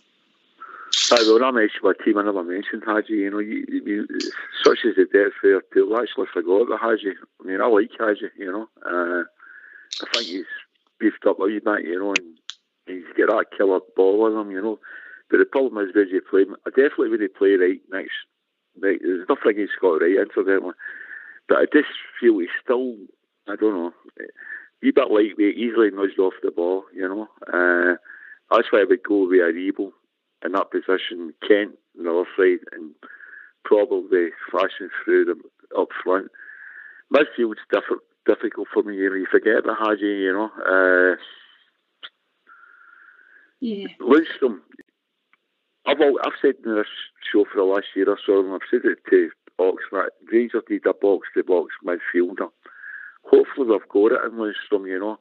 The other night, okay, I'm going to give the guy the benefit of the doubt, but he needs to be a wee bit more on his game, you know what I mean, and be a bit more braver. That goal, you know, to me, I don't like Rangers players turning their heads away. You take one in the face for it, you take one for the team. That really annoyed me about him, you know what I mean? This is Glasgow Rangers, no Sheffield. You're playing for now. I think Albert commented on it, you know. So I don't know, the jury's a bit out of me. As for it, you know, I've been about a bit. I'm not a young guy anywhere, you know, and I've seen a lot. I just hope, I just don't get that feeling for it, you know, that he's going to give your answer up front. So, guys, we've been joined by Andy for Leeds. I'm sure he's coming in to give him his team. Good evening, Andrew. Good evening, Doll. Good evening, everybody. Hi, Andy. Good evening, Andy. Hi, sweetheart. So, Andy, give us your thoughts, first of all, on the full capacity news today, and also you could then give us your team for United.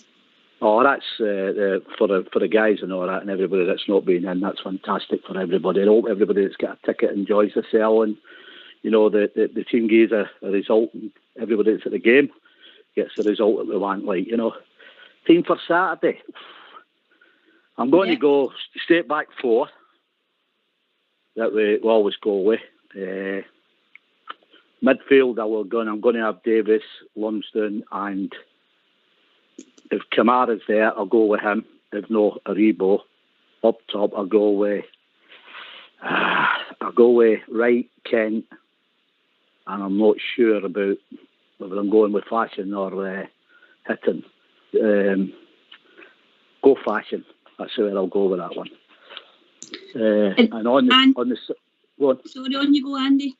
On the Saturday game, I don't think we can even be contemplating thinking about Tuesday. You know, that's how you can get caught. We must get this game won with the strongest possible team, because, as you just said there, everybody's going to want to pop us because we've been undefeated for so long. They're a dirty team. They're going to come at us. I think they were very dirty against Aberdeen at the weekend.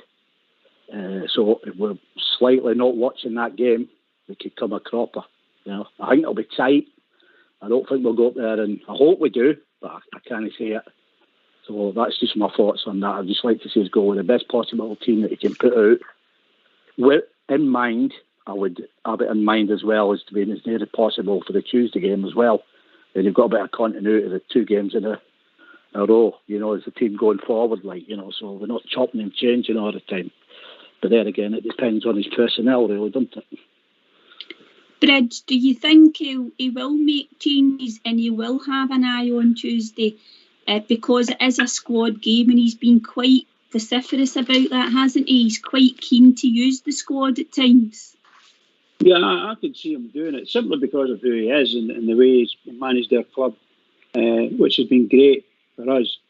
We've seen the changes. I don't see him taking chances on certain players. He might play them, but then pull them off after the second half or something like that. You know, there's a fear of getting injury. Doesn't matter what it is.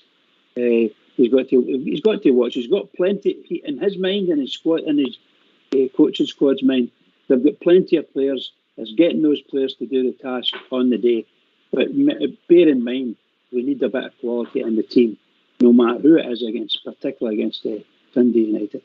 So the manager will make. I don't think he'll put out. To be honest, I don't think he's going to play the strongest team that we would between us. We could all pick possibly the strongest team. So I don't. He'll play something slightly different, but there'll be 5 or 6 top quality players in it. That's what I think.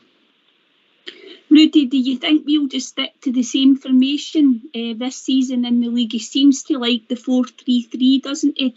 And I don't think he's ever really played two strikers up front, has he? He seems to just like the three attackers with the two wide players.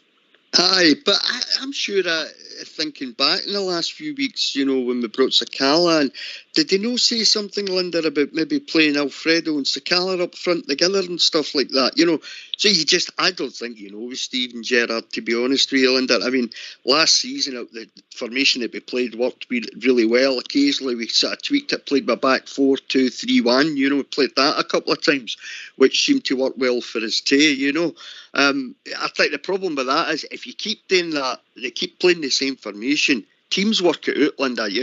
That's the problem with it. It's not that there's anything wrong with the formation. The teams just work out, look, okay, so we tried this against them the last time we played, let's try this. We know exactly how they're going to play.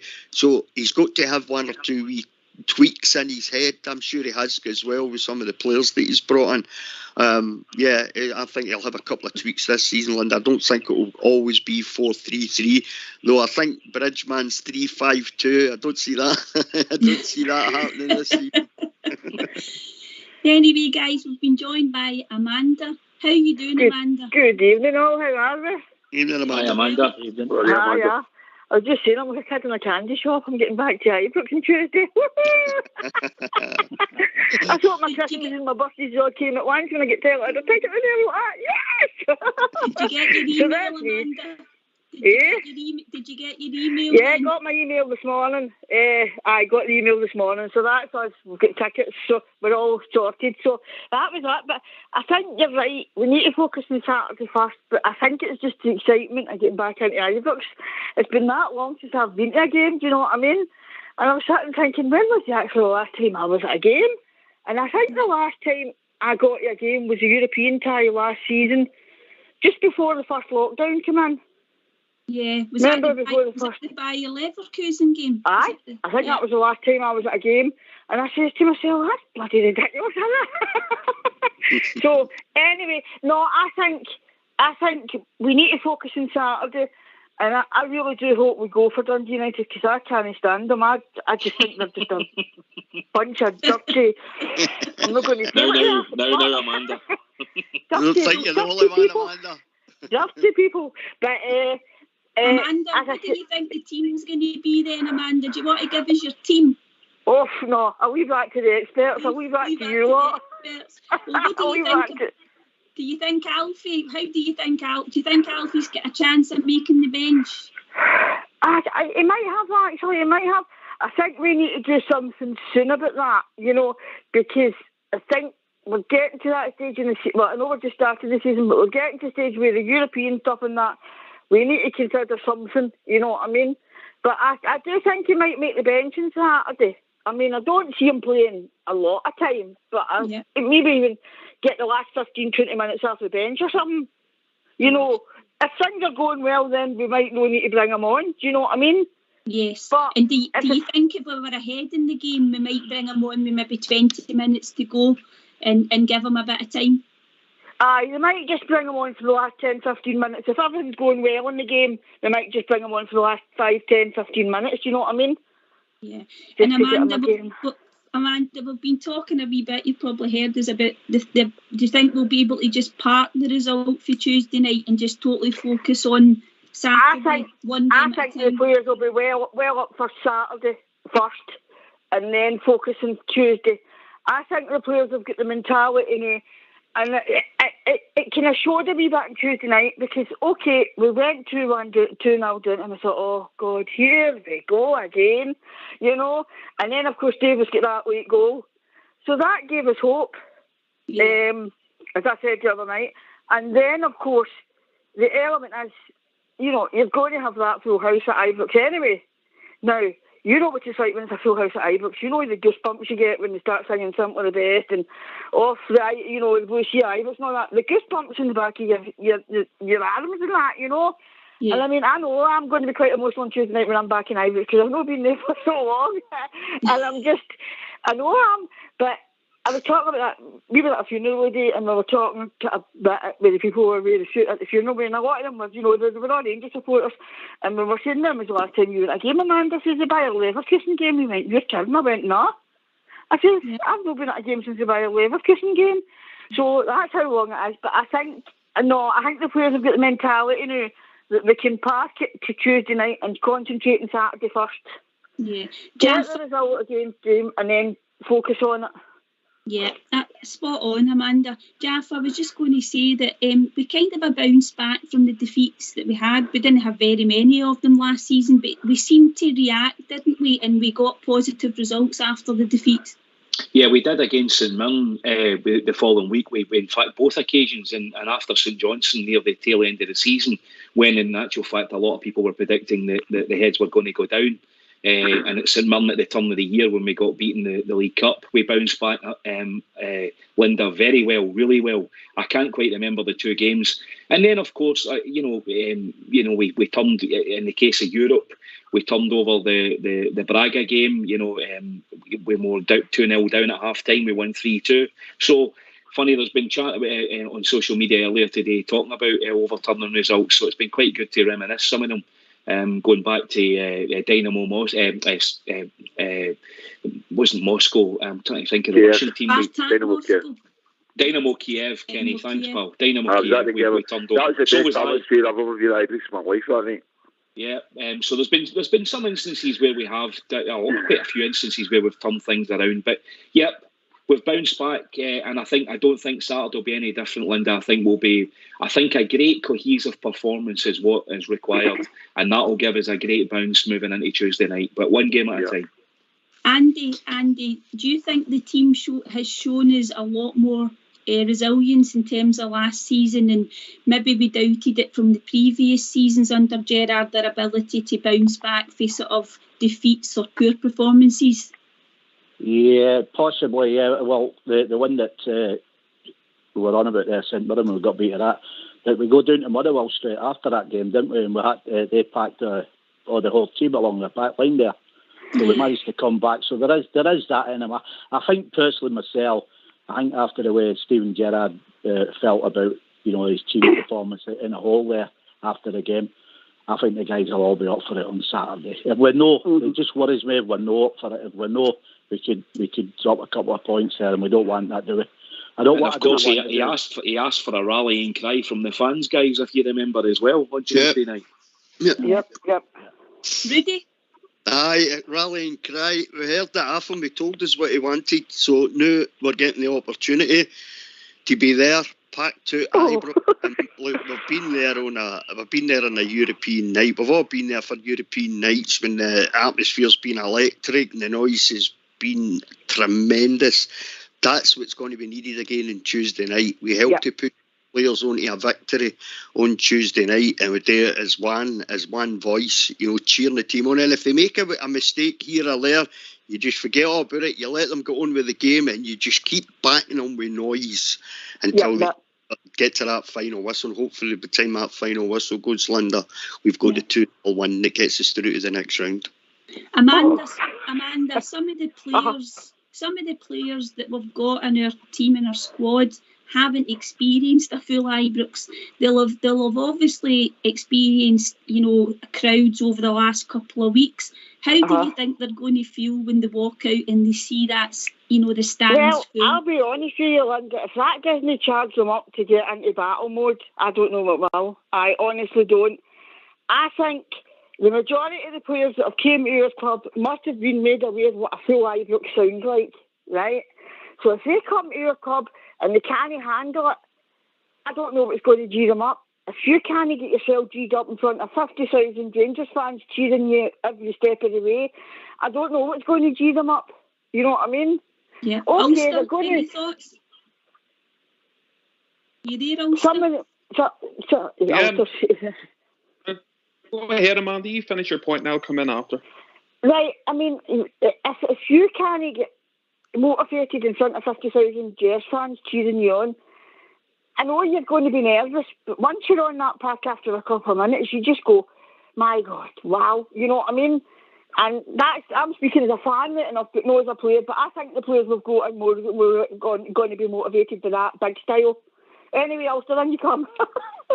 Sorry, Ulster, on you go. No, it's great to hear, Amanda. And it's great to hear how excited she is for the, getting back to Ibrox, and it's going to be a class day for everybody involved. It's going to be absolutely amazing. But as for worrying about Saturday, I think the players, we're supporters. We're desperate to get back into Ibrox. Everybody's excited for that, and that's where a lot of our eyes are sort of drifting to. But the players, I think, will be professional. The manager will have everybody sorted.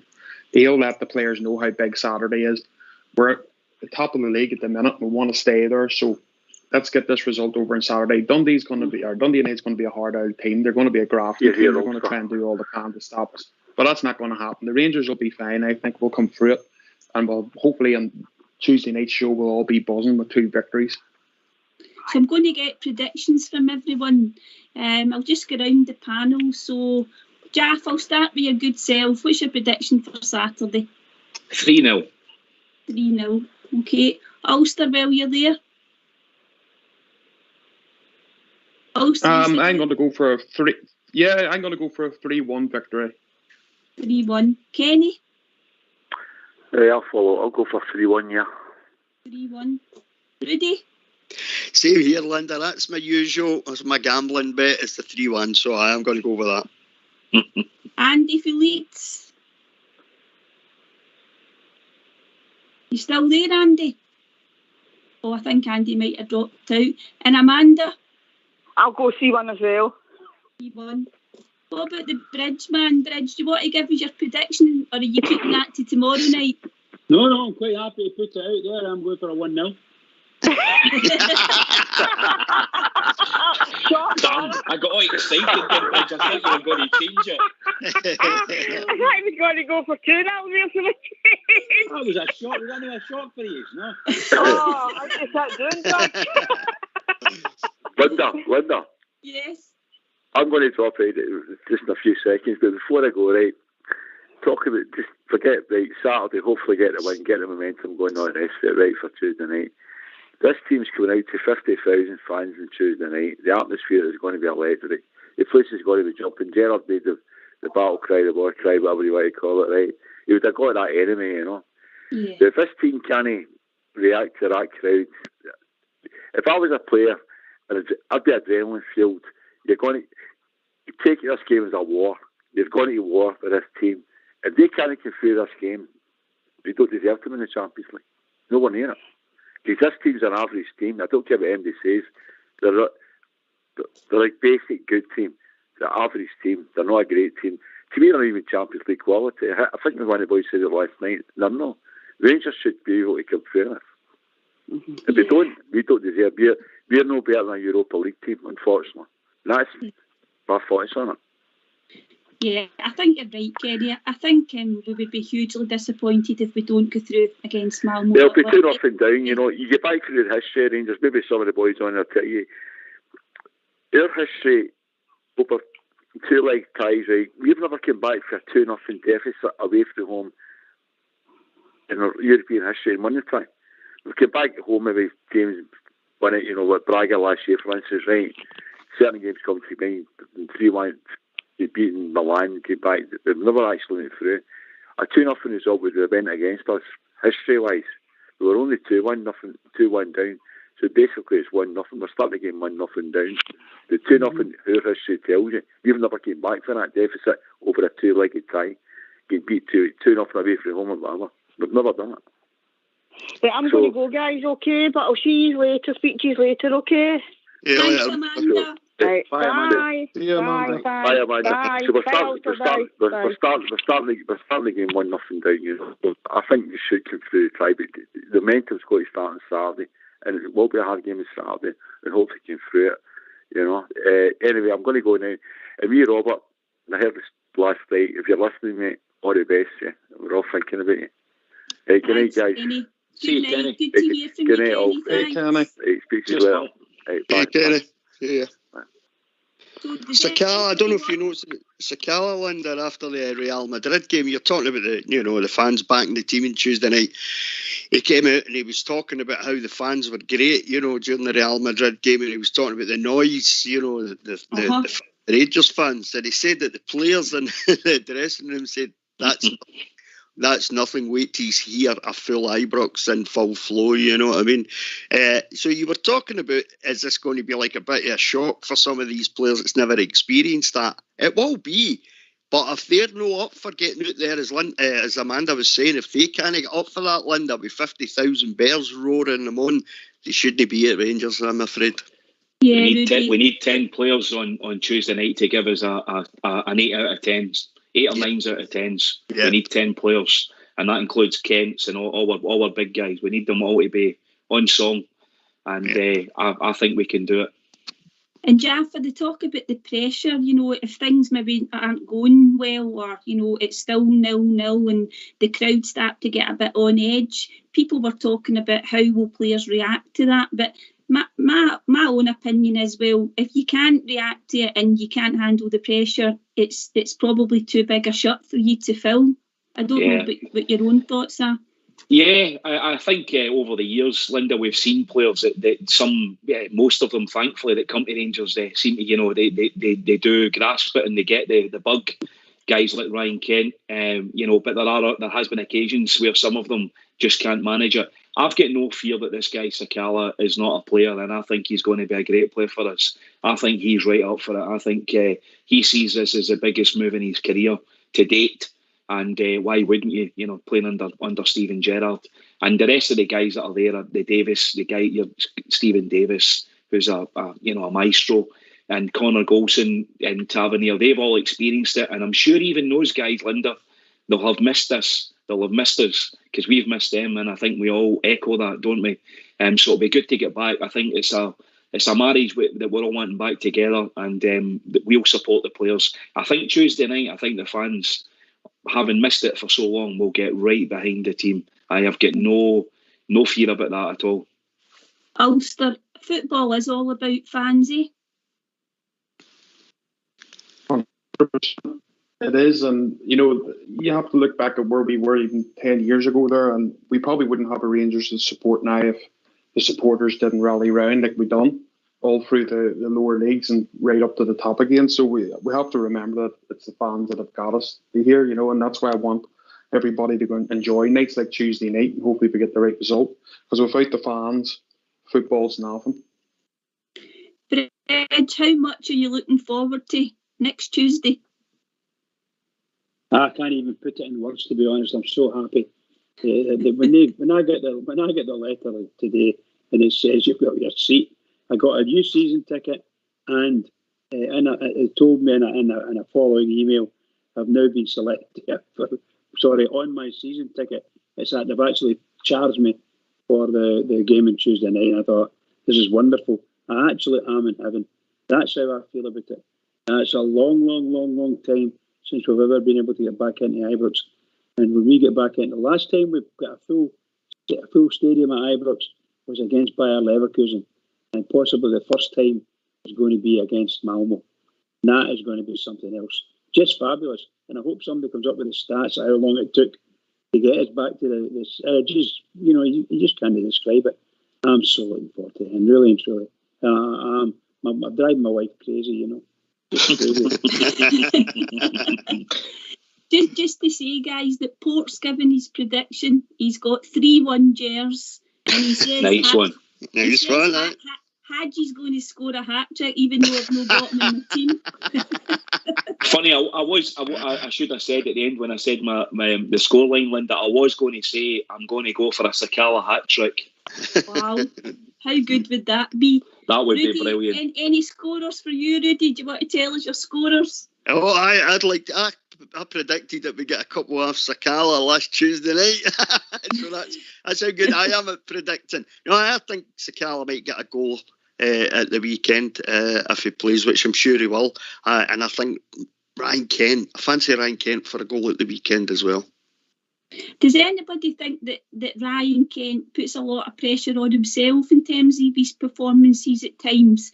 I noticed that the other night, he takes a lot of responsibility, and sometimes if he maybe doesn't score early doors, if he gets a chance, you can kind of see him getting a wee bit frustrated. We were kind of talking about that when we were watching the game the other night. I don't know if anybody feels the same about Kent. Well, he's one of the big name players, Linda, isn't it? We spent a lot of money on him, and it took him a wee bit of time. I don't think everybody was convinced, when he first came in full time. I know we had him up on loan, but once he came in full time, we'd managed it was a sort of last minute deal, wasn't it? We managed to get him in, I was delighted because I love Ryan Kent, absolutely love him, love him to bits. So I think that weighs on his shoulders a wee bit. I think not just with Ryan Kent himself, I think with the support too, though, because it's a lot of money we paid for him, for Rangers, that's a lot of money, and so I think that weighs heavily on his shoulders. So, but he's one of the big players. He's one of the guys in the team that can make things happen. Ryan Kent, full flow. How do you stop a Ryan Kent in full flow? So I think on Tuesday night he was trying just that wee bit too hard to make things happen. Linda, stuff was bouncing off him, or it was running past him, it was running away from him. But when Ryan Kent clicks, and everything's working for him, and everything he touches is gold, he's brilliant to watch. But I think he takes a lot of that on his shoulders, Linda. A lot of responsibility. Yeah, Ulster, he certainly gets people off their seats, doesn't he, Ryan Kent? Oh yeah, that's why we spent the big money on him when we did. He is a class player, but he puts pressure on himself sometimes, but I prefer a player trying even when they're not playing so well than hiding on a pitch, and Ryan Kent never does. He always tries his best. I think it was a few times in the Malmo game, you've seen him dropping deep into midfield to actually try and retrieve the ball off Malmo, their midfield, to try and bring the ball back up the pitch again, and that's the kind of thing you need at Rangers. And he's a class act, and I think he'll have a cracking night on Tuesday night, especially. I just have a feeling he's going to have a big night Tuesday night for us. Bridge, a really important player for us, Kent, totally integral to what we want to do as a team. Yeah, well, I mean, you've seen him since he came in. He's only in 3 years, so it's his third year or whatever. And he's been a fantastic player for us. And we're a very important player now. Very important player. And you can see all the running he did, certainly in the last half hour of that game. The runs he was making, particularly picking the ball and running across, which is even more sapping against it for the defenders to come out and challenge him. But he's a fantastic player. And without Morelos on the park, he's probably Rangers' best player. I'm not being funny when I say that, because Morelos, he takes 3 or 4 people out of the game sometimes, just by forcing them to mark him. And Kent's got that ability. What a wonderful wee player. Marvellous feet. Goodness sake, so fast. So fast. I was a centre half. I wondered where his feet were the other night watching him against these Swedes. It was really good to see. You're a brilliant player, great player. Doesn't score enough. That's the only thing he got. Jaffa, a really important player for you, Kent, in terms of how we play. Yeah, totally, Linda. It's a complex business being a really top quality winger, isn't it? Because it's all on you, because you don't know what bag of you've got your bag of tricks, and you don't know which one he's going to produce at that given time. So as we all know, a lot comes off and a lot doesn't. And more often than not, thankfully, with Ryan Kent, as he's got a bit older and he's become the player that he has, more of his stuff comes off. For me, Linda, if I had it, and it's a minor criticism, see the bit where he just runs to the byline and he takes the defender with him and then sits him down. That's his best move. Yeah, I just wish he'd done that more often, because 9 times out of 10, when he does that, we score a goal. Because you've got all the 6-yard box open to you. He can either put it back to the 18-yard box. And more often than not, when Ryan Kent gets to the byline, I love him coming inside. And he's a great out ball for the team. He's just a brilliant team player. He does so much brilliant work. But I think from an attacking point of view, the best trick that he's got in his box is when he goes to the line and he sits the defender down. Because the defender doesn't know what to do at that point, because he's so quick, as the guys have alluded to. But he's a brilliant player, and I love watching him, and he gets me off my seat every time, which is a great thing in our household, because my missus knows that I don't get off my seat very often. Well, I agree with you 100%, Jaff, and I love when he does that. You know, there's Yeah. numerous times when he's done it, and it just looks so good when he does it. He's brilliant at it, and he should do it way more often than he does. Aye. Here, Rudy. Well, guys, we've reached that time of the evening. Can you believe that, Jaffa?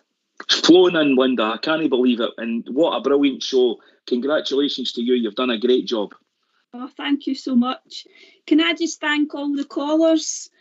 Hopefully I'll remember everybody. Obviously Jaffa was with us, Ulster, Kenny, Rudy, obviously thank you for joining us. Port put some comments on his team and his score. Andy for Leeds, Amanda, and hopefully I haven't forgotten anyone. Can I thank Jaffa and Bridge for being on the panel with me, and also Fox and Old School Blue for doing the technicals. Before I pass over to Bridgeban, Rangers Radio will be back tomorrow night, and it's going to be JFK and Aldbear that'll be taking you through your paces. Thanks everybody, I really enjoyed the show. Over to you, Bridge.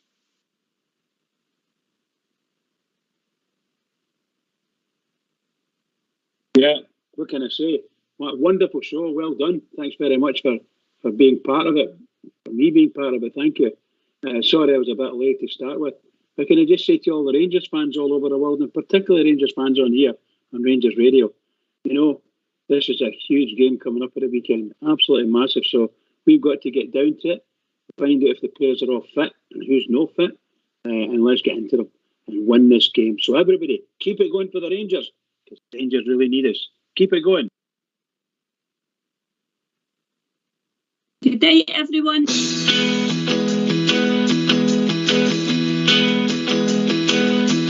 I sailed the wild Atlantic, crossed the broad Pacific shore. I sailed around the stormy capes and I've heard the 40s roar. I've flying the Indian Ocean, I've sailed the China Sea.